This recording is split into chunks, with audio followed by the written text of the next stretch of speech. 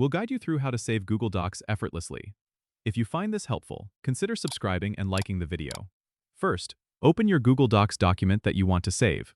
The great thing about Google Docs is that it automatically saves your work as you type, so you don't have to worry about losing any progress. However, if you want to save a copy to your computer, you'll need to take a couple more steps. Go to the upper left corner and click on File in the menu bar. From the drop-down menu, hover over Download, and you'll see several options. You can choose to download your document as a Microsoft Word file, a PDF, or several other formats depending on your needs.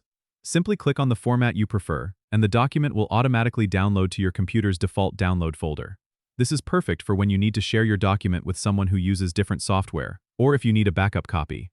Remember, if you want to access your document offline without downloading, you can also enable offline access in Google Docs by clicking on File and selecting Make Available Offline.